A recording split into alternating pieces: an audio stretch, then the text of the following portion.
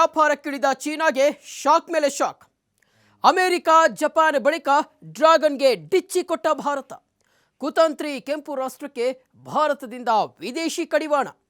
ಬಹುರಾಷ್ಟ್ರೀಯ ಕಂಪನಿಗಳಿಗೆ ಈಗ ಭಾರತವೇ ಫೇವರೇಟ್. ಇದೇ ಹೊತ್ತಿನ ವಿಶೇಷ, ಡ್ರ್ಯಾಗನ್ಗೆ ಡಿಚ್ಚಿ. ನಾನು ಶಿವಶಂಕರ್. ಕೊರೋನಾ ವೈರಸ್ಗೆ ಜನ್ಮ ಕೊಟ್ಟ ಚೀನಾ ವಿರುದ್ಧ ಜಗತ್ತಿನ ಬಲಿಷ್ಠ ರಾಷ್ಟ್ರಗಳು ಒಂದಾಗ್ತಾ ಇದೆ. ಸಾವಿನ ಮನೆಯಲ್ಲಿ ವ್ಯಾಪಾರಕ್ಕಿಳಿದ ಚೀನಾಗೆ ಶಾಕ್ ಮೇಲೆ ಶಾಕ್ ಆಗ್ತಾ ಇದೆ. ಅಮೆರಿಕ, ಜಪಾನ್ ಆರ್ಥಿಕ ಸಮರದ ನಂತರ ಭಾರತ ಕೂಡ ಚೀನಾ ವಿರುದ್ಧ ತಿರುಗಿ ಬಿದ್ದಿದೆ. ಕೆಂಪು ರಾಷ್ಟ್ರದ ವಿರುದ್ಧ ಸಮರ ಸಾರಲು ಭಾರತ ತನ್ನ FDI ನೀತಿಯನ್ನೇ ಬದಲಾಯಿಸಿದೆ.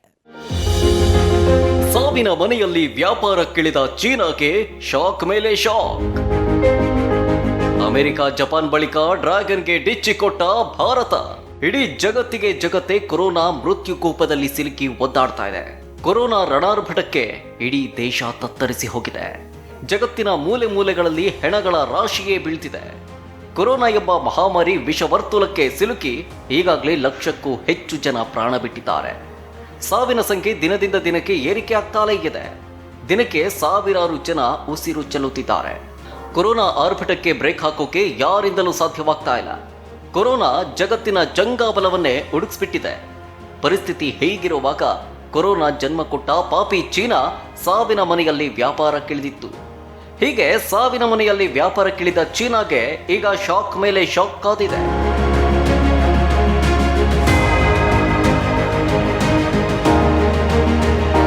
ಹೌದು, ಚೀನಾ ಕೊರೋನಾದ ಈ ಸಂಕಷ್ಟದ ಸಮಯವನ್ನ ಬಳಸಿಕೊಂಡು ಜಗತ್ತಿನ ಸೂಪರ್ ಪವರ್ ಆಗೋ ಕನಸು ಕಾಣ್ತಾ ಇದೆ. ಕುತಂತ್ರಿ ಅಡ್ಡದಾರಿಯ ಮೂಲಕ ವಿಶ್ವದ ಮೇಲೆ ಹಿಡಿತ ಸಾಧಿಸುವ ಪ್ರಯತ್ನವನ್ನ ಮಾಡ್ತಾ ಇದೆ. ಹೀಗೆ ಕುತಂತ್ರಿ ಮಾಡ್ತಾ ಇರೋ ಕೆಂಪು ರಾಷ್ಟ್ರ ಚೀನಾದ ವಿರುದ್ಧ ಈಗಾಗಲೇ ಹಲವು ರಾಷ್ಟ್ರಗಳು ತಿರುಗಿಬಿದ್ದಿವೆ. ವಿಶ್ವದ ದೊಡ್ಡಣ್ಣ ಅಮೆರಿಕ ಅಂತೂ ಚೀನಾ ವಿರುದ್ಧ ದಿನಕ್ಕೊಂದು ಆರೋಪ ಮಾಡ್ತಾ ಇದೆ. ಡೊನಾಲ್ಡ್ ಟ್ರಂಪ್ ಕೆಂಪು ರಾಷ್ಟ್ರದ ವಿರುದ್ಧ ಕೆಂಡ ಕಾರ್ತಿದ್ದಾರೆ. ಜಗತ್ತಿನ ಬಲಿಷ್ಠ ರಾಷ್ಟ್ರಗಳಲ್ಲಿ ಒಂದಾದ ಜಪಾನ್ ಈಗಾಗಲೇ ಚೀನಾದ ವಿರುದ್ಧ ಆರ್ಥಿಕ ಸಮರ ಸಾರಿದೆ.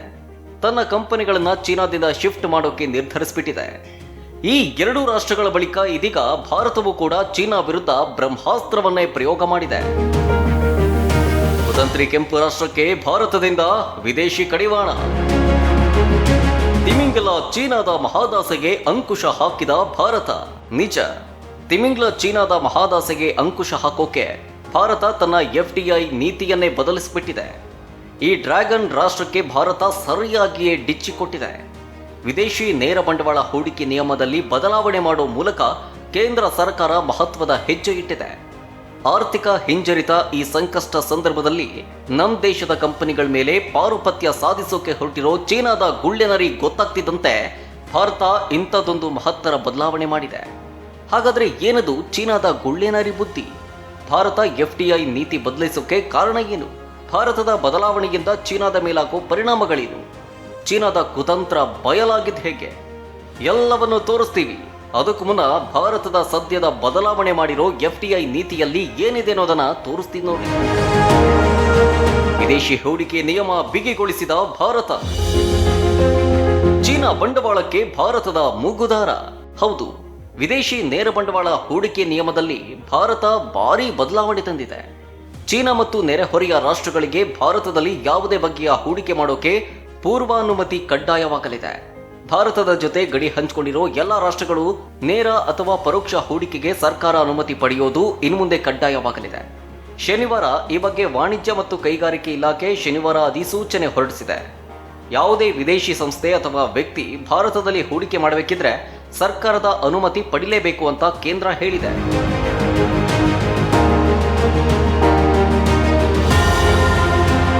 ಕೊರೋನಾ ಅಟ್ಟಹಾಸ ಭಾರತದಲ್ಲಿ ಜೋರಾಗೇ ಇದೆ. ಇದೇ ಸಮಯವನ್ನ ಬಳಸಿಕೊಂಡು ಕೆಂಪು ರಾಷ್ಟ್ರ ಚೀನಾ ಭಾರತದ ಕಂಪನಿಗಳ ಮೇಲೆ ತನ್ನ ಹಿಡಿತ ಸಾಧಿಸೋಕೆ ಮುಂದಾಗಿತ್ತು. ಅಷ್ಟೇ ಅಲ್ಲ, ಕೊರೋನಾ ವಿರುದ್ಧ ಹೋರಾಟದ ಸಂದರ್ಭದ ಅವಕಾಶವನ್ನ ಬಳಸಿಕೊಂಡು ಭಾರತೀಯ ಕಂಪನಿಗಳ ಮೇಲೆ ವಿದೇಶಿ ಕಂಪನಿಗಳು ಪಾರುಪತ್ಯ ಸಾಧಿಸೋಕೆ ಮುಂದಾಗಿದ್ವು. ಇದೇ ಕಾರಣಕ್ಕೆ FDI ನೀತಿಯಲ್ಲಿ ಈ ಬದಲಾವಣೆ ತರಲಾಗಿದೆ.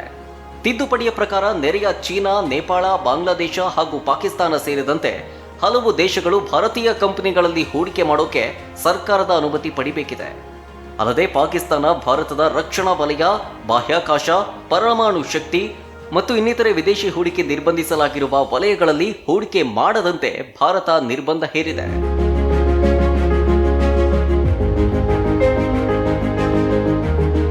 2017ರಲ್ಲಿ ವಿದೇಶಿ ಹೂಡಿಕೆ ಉತ್ತೇಜನ ಮಂಡಳಿಯನ್ನೇ ಕೇಂದ್ರ ಸರ್ಕಾರ ರದ್ದು ಮಾಡಿತ್ತು. ನಂತರ ವಿದೇಶಿ ಹೂಡಿಕೆಯನ್ನ ಆಕರ್ಷಿಸುವ ಸಲುವಾಗಿ FDI ನೀತಿಯನ್ನ ಸಡಿಲ ಮಾಡಲಾಗಿತ್ತು. ಆ ಪ್ರಕಾರ ಸ್ವಯಂಚಾಲಿತ ವ್ಯವಸ್ಥೆ ಅಡಿಯಲ್ಲಿ ವಿದೇಶಿ ಹೂಡಿಕೆಗೆ ಕೇಂದ್ರ ಸರ್ಕಾರ RBIನ ಪೂರ್ವಾನುಮತಿಯ ಅಗತ್ಯ ಇರಲಿಲ್ಲ. ನಮ್ಮ ನೆರೆ ರಾಷ್ಟ್ರಗಳಿಗೆ ಇಂಥದ್ದೊಂದು ವಿನಾಯಿತಿಯನ್ನ ಕೇಂದ್ರ ಸರ್ಕಾರ ನೀಡಿತ್ತು. ಆದರೆ ಬಾಂಗ್ಲಾದೇಶ ಮತ್ತು ಪಾಕಿಸ್ತಾನ ಮೂಲದ ಹೂಡಿಕೆಗೆ ಮಾತ್ರ ಹೆಚ್ಚಿನ ನಿರ್ಬಂಧವನ್ನ ಇರಿಸಿತ್ತು. ಈ ಎರಡು ರಾಷ್ಟ್ರಗಳಿಗೆ ಯಾವುದೇ ವಿನಾಯಿತಿ ಇರಲಿಲ್ಲ. ಇದೀಗ ಎಲ್ಲ ರಾಷ್ಟ್ರಗಳಿಗೂ ಈ ನಿಯಮವನ್ನ ವಿಸ್ತರಿಸಲಾಗಿದೆ. ಕೇಂದ್ರ ಸರ್ಕಾರ ಈ ರೀತಿಯ ಬದಲಾವಣೆ ಮಾಡೋದಕ್ಕೆ ಕಾರಣ ಚೀನಾದ ಅದೊಂದು ಕುತಂತ್ರ. ಭಾರತದ ಕಂಪನಿ ಮೇಲೆ ಹಿಡಿತ ಸಾಧಿಸಲು ಮುಂದಾಗಿತ್ತು ಚೀನಾ. ಬಯಲಾಯಿತು ಕುತಂತ್ರಿ ಕೆಂಪು ರಾಷ್ಟ್ರದ ಮಹಾಪ್ಲಾನ್. ನಿಜ, ಕೊರೋನಾದಿಂದ ವಿಶ್ವದ ಆರ್ಥಿಕತೆ ಪಾತಾಳಕ್ಕೆ ಕುಸಿತಾ ಇರೋ ಸಂದರ್ಭದಲ್ಲಿ ಕಂಪನಿಗಳನ್ನ ತನ್ನ ಬುಟ್ಟಿಗೆ ಹಾಕೊಳ್ಳೋಕೆ ಚೀನಾ ಪ್ಲಾನ್ ಮಾಡಿದೆ. ಲಾಕ್ಡೌನ್ನಿಂದ ಸಂಕಷ್ಟದಲ್ಲಿರೋ ಭಾರತೀಯ ಕಂಪನಿಗಳನ್ನ ಕಬಳಿಸೋಕೆ ಚೀನಾ ಪ್ಲಾನ್ ಮಾಡಿದೆ. ಕಳೆದ ಏಪ್ರಿಲ್ 12ರಂದು ಪೀಪಲ್ಸ್ ಬ್ಯಾಂಕ್ ಆಫ್ ಚೈನಾ ಭಾರತದ HDFC ಲಿಮಿಟೆಡ್ನ ಶೇರ್ಸ್ ಖರೀದಿಸಿದ್ದು ಬಹಿರಂಗವಾಗಿತ್ತು. HDFCಯ ಅಂದಾಜು 3,000 ಕೋಟಿ ಮೌಲ್ಯದ 1.75 ಕೋಟಿ ಶೇರ್ಗಳನ್ನು ಚೀನಾ ಖರೀದಿ ಮಾಡಿತ್ತು. ಇದೇ ಕಾರಣಕ್ಕೆ ಭಾರತ ಇಂಥದ್ದೊಂದು ಕಠಿಣ ನಿರ್ಧಾರಕ್ಕೆ ಬಂದಿದೆ. ಭಾರತವಷ್ಟೇ ಅಲ್ಲದೆ ಯುರೋಪ್, ಅಮೆರಿಕ ಹಾಗೂ ಆಸ್ಟ್ರೇಲಿಯಾ ಕೂಡ ಚೀನಿ ವಿದೇಶಿ ಹೂಡಿಕೆಯ ಮೇಲೆ ಕಣ್ಣಿಟ್ಟಿದೆ. ಚೀನಾದ ಕುತಂತ್ರ ಬುದ್ಧಿಯನ್ನ ಮಟ್ಟ ಹಾಕೋಕೆ ಪ್ಲಾನ್ ಮಾಡ್ತಾ ಇದೆ.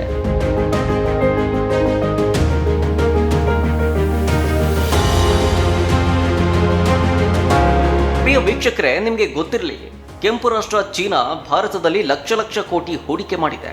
ಚೀನಾ ಭಾರತದಲ್ಲಿ ಹೂಡಿಕೆ ಮಾಡಿರೋ ಮೊತ್ತ ಕೇಳಿದ್ರೆ ನೀವು ಬೆಚ್ಚಿ ಬೀಳ್ತೀರಾ. 2014ರ ವೇಳೆಗೆ ಚೀನಾ ಭಾರತದಲ್ಲಿ 12,000 ಕೋಟಿ ಹೂಡಿಕೆ ಮಾಡಿತ್ತು. ಆದರೆ ಈ ಮೊತ್ತ ಇಂದಿನ ಮಾರ್ಚ್ಗೆ ಬರೋ ಸಂದರ್ಭದಲ್ಲಿ 1.86 ಲಕ್ಷ ಕೋಟಿಗೆ ಏರಿಕೆಯಾಗಿದೆ.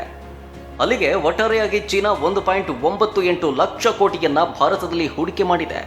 ಇದರಲ್ಲಿ ಭಾರತದ ಸುಮಾರು 30 ಸ್ಟಾರ್ಟ್ಅಪ್ಗಳು ಕೂಡ ಸೇರಿವೆ. ಪೇಟಿಎಂನಲ್ಲಿ ಚೀನಾ 40% ಹೂಡಿಕೆ ಮಾಡಿದೆ. ಈ ಅಂಕಿ ಅಂಶಗಳನ್ನ ನೋಡಿದ್ರೆ ಚೀನಾ ಈಗಾಗಲೇ ಅದ್ಯಾವ ರೀತಿಯಲ್ಲಿ ಭಾರತದಲ್ಲೂ ತನ್ನ ಕಬಂದ ಬಾಹುವನ್ನ ಚಾಚಿಕೊಂಡಿದೆ ಅನ್ನೋದು ಸ್ಪಷ್ಟವಾಗಿ ಗೊತ್ತಾಗ್ತಾ ಇದೆ.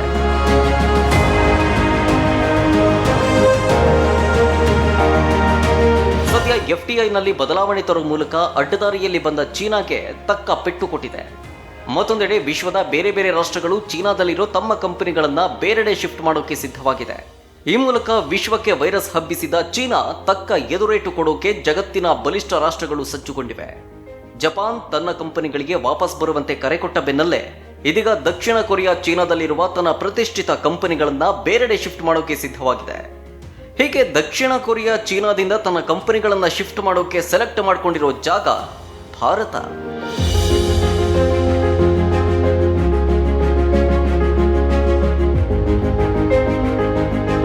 ಚೀನಾ ಜಗತ್ತಿನ 2ನೇ ಬಹುದೊಡ್ಡ ಆರ್ಥಿಕತೆ ಹೊಂದಿರೋ ದೇಶ.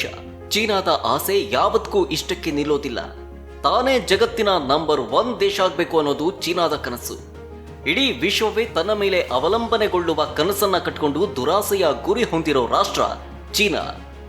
ಇದೇ ಕಾರಣಕ್ಕೆ ಕೊರೋನಾದಿಂದ ಇಡೀ ವಿಶ್ವದ ಆರ್ಥಿಕತೆ ಕುಸಿಯುತ್ತಿರುವ ವೇಳೆ ಸೈಲೆಂಟ್ ಆಗಿ ಬಹುರಾಷ್ಟ್ರೀಯ ಕಂಪನಿಗಳ ಮೇಲೆ ಅಭಿವೃದ್ಧಿ ಹೊಂದಿರೋ ರಾಷ್ಟ್ರಗಳಲ್ಲಿ ಚೀನಾ ಹಣ ಹೂಡಿಕೆ ಮಾಡ್ತಾ ಇದೆ.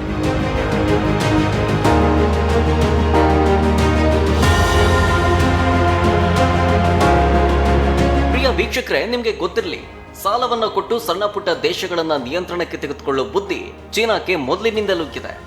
ಇದರ ಜೊತೆಗೆ ಅರ್ಥವ್ಯವಸ್ಥೆಯು ತಲೆ ಕೆಳಗಾಗಿರೋ ಈ ಸಂದರ್ಭದಲ್ಲಿ ಚೀನಾ, ಅಮೆರಿಕ ಸೇರಿದಂತೆ ಅನೇಕ ರಾಷ್ಟ್ರಗಳಲ್ಲಿ ಬಾಂಡ್ಗಳ ಮೇಲೆ ಬಹುರಾಷ್ಟ್ರೀಯ ಕಂಪನಿಗಳಲ್ಲಿ ಹಣ ಹೂಡಿಕೆ ಮಾಡ್ತಾ ಇದೆ.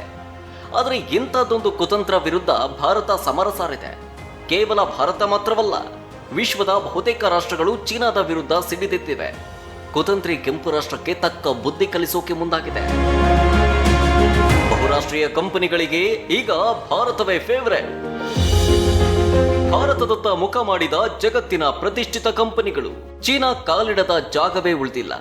ಯಾವುದೇ ಉತ್ಪನ್ನವಿರಲಿ ಅಲ್ಲಿ ಮೇಡ್ ಇನ್ ಚೀನಾ ಇದ್ದೇ ಇರುತ್ತೆ. ಜಗತ್ತಿನ ಬಹುತೇಕ ರಾಷ್ಟ್ರಗಳು ಕಡಿಮೆ ಬೆಲೆಯ ಸರಕುಗಳಿಂದ ಹಿಡಿದು ಉತ್ತಮ ದರ್ಜೆಯ ಪ್ರಾಡಕ್ಟ್ಗಳ ತನಕ ಎಲ್ಲವನ್ನೂ ಚೀನಾದಿಂದಲೇ ಸ್ವೀಕರಿಸುತ್ತೆ. ತನ್ನ $1 ಟ್ರಿಲಿಯನ್ ಗಟ್ಟಲೆ ವ್ಯಾಪಾರದಿಂದ ಕುತಂತ್ರಿ ಚೀನಾ ಶರವೇಗದಲ್ಲಿ ಬೆಳೀತಾ ಇದೆ. ಆದರೆ ಈಗ ಕೊರೋನಾದಿಂದ ಇಡೀ ವಿಶ್ವವೇ ಪಾಠ ಕಲ್ತಿದೆ. ಚೀನಾದ ಅವಲಂಬನೆಯನ್ನ ತಗ್ಗಿಸೋಕೆ ಅಭಿವೃದ್ಧಿ ಹೊಂದಿದ ರಾಷ್ಟ್ರಗಳ ಜೊತೆಗೆ ಭಾರತವೂ ಕೂಡ ಯೋಜನೆ ಸಿದ್ಧಗೊಳಿಸ್ತಾ ಇದೆ.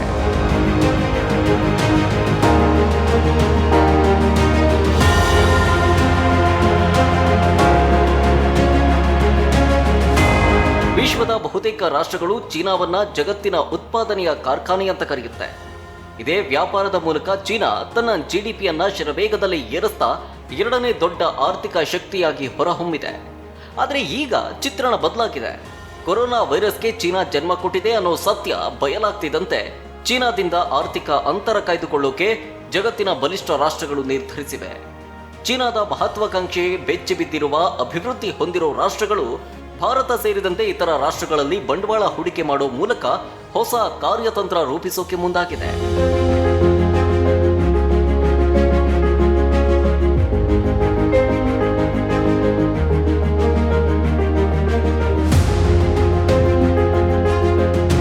ಚೀನಾದ ದುರಾಸೆಯ ಬುದ್ಧಿ ಅರಿತ ಹಲವು ಬಹುರಾಷ್ಟ್ರೀಯ ಕಂಪನಿಗಳು ಇದೀಗ ಭಾರತದತ್ತ ಮುಖ ಮಾಡುವ ಯೋಚನೆ ಮಾಡ್ತಾ ಇದೆ.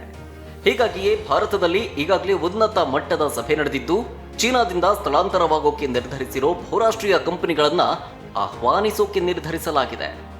ಔಷಧ, ಆಟೋಮೊಬೈಲ್, ಮೊಬೈಲ್ ಉತ್ಪಾದನೆ ಸೇರಿದಂತೆ ಹಲವು ಕ್ಷೇತ್ರಗಳಲ್ಲಿ ಹೂಡಿಕೆಗೆ ಆಹ್ವಾನಿಸೋಕೆ ಭಾರತ ಸಜ್ಜುಗೊಂಡಿದೆ ಅಂತ ಹೇಳಲಾಗ್ತಿದೆ. ಮುಖ್ಯವಾಗಿ ಜಪಾನ್, ಅಮೆರಿಕ ಮೂಲದ ಕಂಪನಿಗಳನ್ನ ಆಕರ್ಷಿಸೋಕೆ ಯತ್ನಿಸಲಾಗ್ತಾ ಇದೆ. ಆಪಲ್, ಸ್ಯಾಮ್ಸಂಗ್, ಓಪೋ, ವಿವೋ ಮುಂತಾದ ದಿಗ್ಗಜ ಕಂಪನಿಗಳಿಗೆ ಭಾರತದಲ್ಲಿ ಅವುಗಳ ಪೂರ್ಣ ಪ್ರಮಾಣದ ಘಟಕಗಳ ಸ್ಥಾಪನೆಗೆ ಉತ್ತೇಜನ ನೀಡೋ ನಿರೀಕ್ಷೆ ಇದೆ. ಭಾರತವನ್ನ ಸ್ಮಾರ್ಟ್ಫೋನ್ಗಳ ಉತ್ಪಾದನೆ ಮತ್ತು ರಫ್ತಿನ ಪ್ರಮುಖ ತಾಣವಾಗಿಸೋಕೆ ಚಿಂತನೆ ನಡೆದಿದೆ.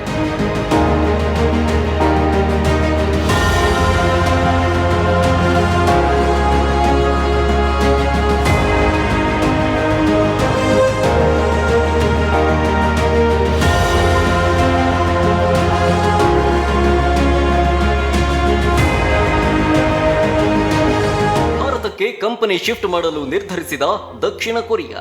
ಹೌದು, ವಿಶ್ವಕ್ಕೆ ಕೊರೋನಾ ಹಬ್ಬಿಸಿ ಸಾವಿರಾರು ಜನರ ಬಲಿಗೆ ಕಾರಣವಾದ ಚೀನಾದ ವಿರುದ್ಧ ಇದೀಗ ಜಗತ್ತಿನ ರಾಷ್ಟ್ರಗಳು ಒಂದಾಗ್ತಿವೆ.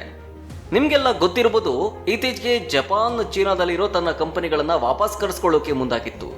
ಚೀನಾದಲ್ಲಿರೋ ತನ್ನ ಕಂಪನಿಗಳಿಗೆ ವಾಪಸ್ ಬನ್ನಿ ಅಂತ ಚೀನಾ ಕರೆ ನೀಡಿತ್ತು. ಜಪಾನ್ ಇಂಥದ್ದೊಂದು ನಿರ್ಧಾರ ತೆಗೆದುಕೊಂಡ ಬೆನ್ನಲ್ಲೇ ದಕ್ಷಿಣ ಕೊರಿಯಾ ಕೂಡ ಚೀನಾದಲ್ಲಿರೋ ತನ್ನ ಕಂಪನಿಗಳನ್ನ ಶಿಫ್ಟ್ ಮಾಡೋಕೆ ನಿರ್ಧಾರ ಮಾಡಿಬಿಟ್ಟಿದೆ. ದಕ್ಷಿಣ ಕೊರಿಯಾ ಮೂಲದ ಕಂಪನಿಗಳು ಚೀನಾದಿಂದ ಭಾರತಕ್ಕೆ ತಮ್ಮ ಘಟಕಗಳನ್ನು ಸ್ಥಳಾಂತರಗೊಳಿಸೋಕೆ ಉತ್ಸುಕವಾಗಿದೆ.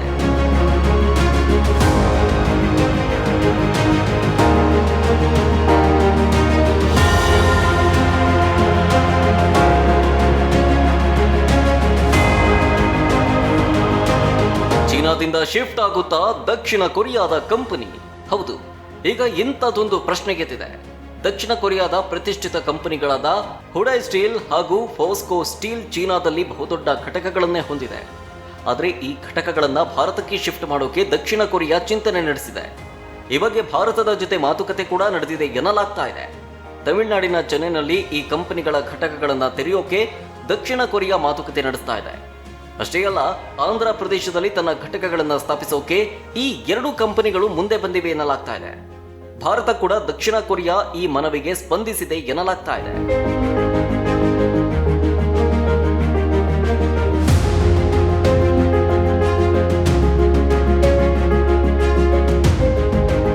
ದಕ್ಷಿಣ ಕೊರಿಯಾ ಇಂಥದ್ದೊಂದು ನಿರ್ಧಾರಕ್ಕೆ ಬರೋಕೆ ಕಾರಣ ಚೀನಾ ಅಮೆರಿಕ ನಡುವಿನ ಸಮರ. ಅಮೆರಿಕ ಚೀನಾದ ವಿರುದ್ಧ ಹಿಂದಿನಿಂದಲೂ ಆರ್ಥಿಕ ಸಮರ ಸಾರ್ತಾಲೆ ಬಂದಿದೆ. ಅದು ಈಗ ಒಂದು ಹೆಜ್ಜೆ ಮುಂದೆ ಹೋಗಿದೆ. ಕಳೆದ ವರ್ಷದಿಂದ ಅಮೆರಿಕ ಚೀನಾ ವಿರುದ್ಧ ವಾಣಿಜ್ಯ ಸಮರ ತೀವ್ರಗೊಳಿಸಿದೆ. ಇದು ಕೊರೋನಾ ಮುಗಿದ ನಂತರ ಮತ್ತಷ್ಟು ಕಠಿಣವಾಗುವ ಸಾಧ್ಯತೆ ಇದೆ. ಇದೇ ಕಾರಣಕ್ಕೆ ದಕ್ಷಿಣ ಕೊರಿಯಾ ಚೀನಾದ ಜೊತೆ ಯಾವುದೇ ಸಂಬಂಧ ಇಟ್ಕೊಳ್ಳೋದು ಒಳ್ಳೆಯದಲ್ಲ ಅಂತ ತನ್ನ ಕಂಪನಿಗಳನ್ನ ಶಿಫ್ಟ್ ಮಾಡೋಕೆ ನಿರ್ಧರಿಸಿದೆ. ಮತ್ತೊಂದು ಕಡೆ 2019ರಲ್ಲಿ ಅಮೆರಿಕ ಮೂಲದ 50ಕ್ಕೂ ಹೆಚ್ಚು ಕಂಪನಿಗಳು ಚೀನಾದಿಂದ ಈಗಾಗಲೇ ಸ್ಥಳಾಂತರಗೊಂಡಿವೆ. ಸದ್ಯ ಸುಮಾರು 200 ಅಮೆರಿಕನ್ ಕಂಪನಿಗಳು ತಮ್ಮ ಉತ್ಪಾದನಾ ನೆಲೆಯನ್ನ ಚೀನಾದಿಂದ ಭಾರತಕ್ಕೆ ಸ್ಥಳಾಂತರಗೊಳಿಸೋಕೆ ಉತ್ಸುಕವಾಗಿದೆ.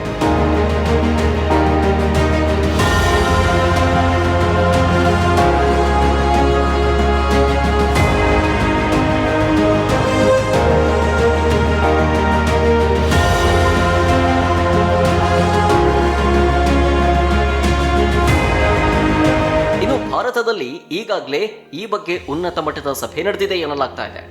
ಚೀನಾದಿಂದ ಸ್ಥಳಾಂತರವಾಗೋಕೆ ನಿರ್ಧರಿಸಿರೋ ಬಹುರಾಷ್ಟ್ರೀಯ ಕಂಪನಿಗಳು ಆಹ್ವಾನಿಸೋಕೆ ಭಾರತ ಕೂಡ ನಿರ್ಧರಿಸಿದೆ. ಔಷಧ, ಆಟೋಮೊಬೈಲ್ ಸೇರಿದಂತೆ ಹಲವು ಕ್ಷೇತ್ರಗಳಲ್ಲಿ ಹೂಡಿಕೆಗೆ ಆಹ್ವಾನ ನೀಡೋಕೆ ಭಾರತ ಉತ್ಸುಕವಾಗಿದೆ ಎನ್ನಲಾಗ್ತಾ ಇದೆ.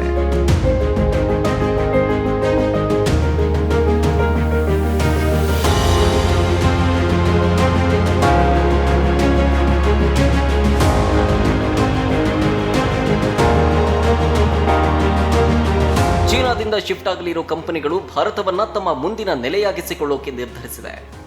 ಇದು ಭಾರತಕ್ಕೆ ಬಹುದೊಡ್ಡ ಶಕ್ತಿಯನ್ನೇ ತುಂಬಲಿದೆ. ಒಂದು ವೇಳೆ ಹೀಗಾಗಿದ್ದೇ ಆದಲ್ಲಿ ಭಾರತದ ಚಿತ್ರಣವೇ ಬದಲಾಗುವ ಸಾಧ್ಯತೆಗಳಿವೆ. ಇದು ಚೀನಾದ ಕೆಂಪು ರಾಷ್ಟ್ರದ ಕಣ್ಣು ಕೆಂಪಗಾಗುವಂತೆ ಮಾಡಿದೆ. ಚೀನಾ ಮಾಡಿದ ಪ್ಲಾನ್ಗಳೆಲ್ಲ ಉಲ್ಟಾಪಲ್ಟಾ ಆಗ್ತಾ ಇದೆ.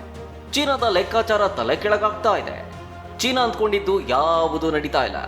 ಕೊರೋನಾ ಸಂಕಷ್ಟ ಕಾಲದ ಲಾಭ ಪಡ್ಕೊಳ್ಬೇಕು ಅಂತ ಅಂದುಕೊಂಡಿದ್ದ ಚೀನಾಗೆ ಜಗತ್ತಿನ ಬಲಿಷ್ಠ ರಾಷ್ಟ್ರಗಳು ಒಂದಾಗಿ ಪೆಟ್ಟು ಕೊಡೋಕೆ ಸಿದ್ಧವಾಗಿದೆ. ಪರಿಸ್ಥಿತಿ ಹೀಗೆ ಮುಂದುವರೆದರೆ ಎಲ್ಲ ರಾಷ್ಟ್ರಗಳು ಒಂದಾಗಿ ಚೀನಾಗೆ ಸಮಾಧಿ ಕಟ್ಟೋದು ಗ್ಯಾರಂಟಿ.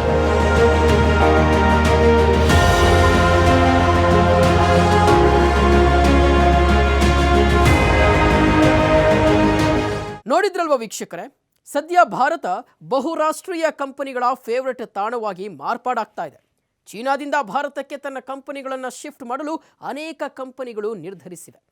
ಒಂದು ವೇಳೆ ಈ ಕಂಪನಿಗಳು ಭಾರತಕ್ಕೆ ಶಿಫ್ಟ್ ಆಗಿದ್ದೇ ಆದಲ್ಲಿ ಭಾರತ ಹೊಸ ಶಕ್ತಿಯಾಗಿ ರೂಪುಗೊಳ್ಳೋದ್ರಲ್ಲಿ ಅನುಮಾನವೇ ಬೇಡ. ಇದೇ ಹೊತ್ತಿನ ವಿಶೇಷ. ನಂಬಿಕೆ ಹಾಗೂ ವಿಶ್ವಾಸಾರ್ಹ ನ್ಯೂಸ್ಗಾಗಿ ನೋಡ್ತಾ ಇರಿ TV5. ಇದು ವಾಸ್ತವದ ಪ್ರತಿರೂಪ.